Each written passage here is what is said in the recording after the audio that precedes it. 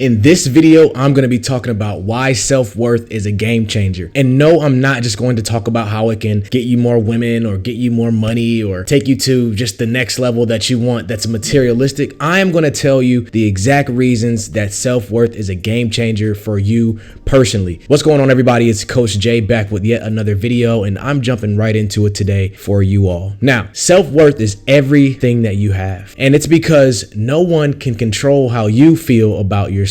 Now, here's the thing. Some people may confuse self-worth with arrogance, cockiness, but in reality, self-worth is what you need to achieve what you desire in this lifetime, in this world for yourself. No one should be able to validate who you are. No one should be able to validate how important you are, and nobody should tell you, and you should not listen to what someone believes is your level of confidence or what your worth is. Now, self-worth is going to fuel resilience. Now, what does that mean? Self-worth is going to help you when times get hard. So I remember there were plenty of times where I was either in college, I was in high school, and I'll give you a story from high school. When I was in high school, I feel like my whole life I've been playing this second man role, or I've been coming off the bench, or I've always had to prove myself, especially when you're not necessarily getting the time that you want in that sports world. So when I was in high school, I found myself, I'll even say middle school, I played basketball. And here's the thing, when you play basketball, you're typically a person that's competing.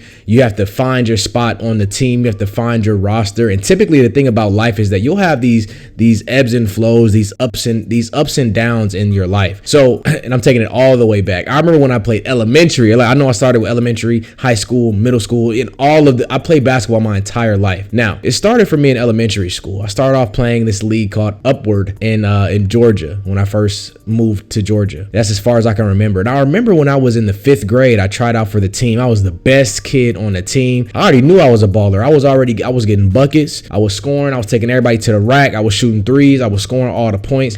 I was feeling good about myself. And that was like the basis of my self-worth. I already knew who I was. I knew I was going to the league. I knew I was going to the NBA, man. I knew I was going to start. I knew all of these things in the 5th grade. I knew I was going to be that guy, right? I'll go ahead and foreshadow. I didn't make it to the league. But anyways, I had this self-worth of I am that guy early on. And even in the 5th grade, when I was playing for this team, I was able to play for the 7th and 8th grade team because I was so good on my team and I was scoring. I got it all on video. I was just doing really good, right? So then when I went to middle school, this is when my self-worth was tested. It was tryouts, right? No one knew who I was. You know, you go into a new grade, you really don't know anybody. You kind of trying to feel your way, figure it out. And I tried out for the team. I made the team, but I didn't play 6th grade. Like, I didn't play at all. And at that moment, I remember I let the coach tell me about my self-worth. Basically, I was riding the bench. I might have got in here and there, and when I got in, I was scared because when I wasn't the star of the team, I didn't feel like I was that guy, so I wasn't playing like that guy. I wasn't being that man. So when I got in the game in middle school, I was shaky. I would throw people to pass me the ball. I slip out of my hands. I blow a layup. I miss shots, and I just let my self-worth be diminished because I was relying on the coach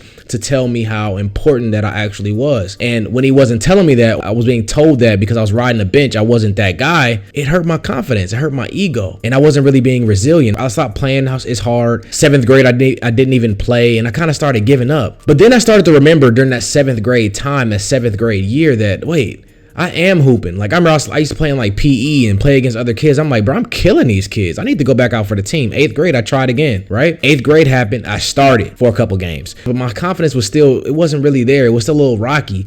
I didn't really have that self-worth. And during these times when I didn't really know the power of self-worth and why I was important, I was letting everybody else tell me or show me how worthy I really was to the team. Fast forward to 9th grade, I went MVP. So as you can see, these ebbs and flows during that time, I was just letting people tell me or letting my coach tell me how important I was, and it didn't help me to be resilient. So fast forward again, 10th grade, 11th grade, I was playing, but I made JV. I missed the junior year. I didn't make the team. Senior year, I made the team, and I rode the bench. And these moments, I was just like, damn, like I kind of lost myself. And at that moment, I had to realize that the reason I was having good and bad seasons and I was going up and down is because I was letting somebody else tell me what my self-worth was. So when I was riding the bench, I didn't feel good about myself. But when I was a superstar and I was scoring all the points and getting all the buckets, and I was being that guy, and I wasn't riding the bench, and I could make the plays, I could do whatever I wanted to do, and I was in control, that's when I felt the most powerful. That's when I felt the most resilient. But the thing is that when you can't allow circumstances to control how you feel about yourself, because we're always going to have those moments where we're up, where we're controlling things and things are going well, and we're going to have those moments when we're down and we're not controlling things. But it's all about, how do you react? How do you respond? If you are understanding that your self-worth is in control of all of that, and how you look at yourself and how you perceive yourself, nothing will be able to stop you. Nothing will pull you back away from what you're trying to accomplish. And that's why self-worth is a game changer, because literally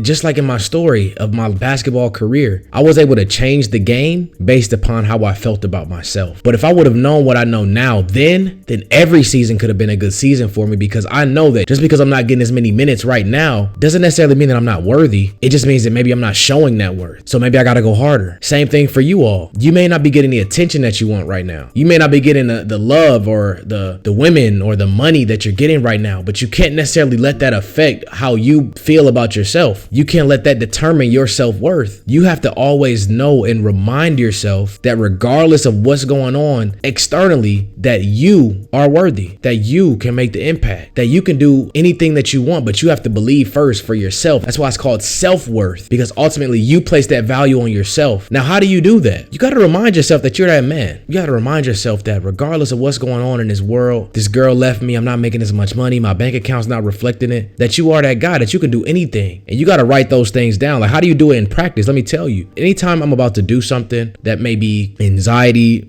provoking or makes me feel a little bit on edge, I talk to myself. You know, I get in the mirror. Yo, I'm that man. I feel good. I feel confident. I feel great. I'm that guy. I can do anything I want to do, and I mean it. And I say that to myself and remind myself that I am who I say I am. Because without those words, without that affirmation to yourself, you're letting all these other external things, such as not playing in the game or maybe not being in the spotlight that you want to be in right now, you're letting those things determine your self-worth. And that's always going to push you to the side. You're always going to have trials and tribulations. But at the end of the day, you have the decision to make that change. So self-worth is everything, fellas, and it's going to be a game changer for you. And if you don't know how to find that self-worth, if you want to go to the next level, if you want to really get into it and really define what may be in the way of you being that person, you having that self-worth, click the link below and go ahead and schedule a one-on-one call with me. It's completely free. And we can talk about how I can help you specifically with that, increase your self-worth and go to the next level. That's it for today, man. Coach Jay out. Make sure you like, comment, subscribe. Peace.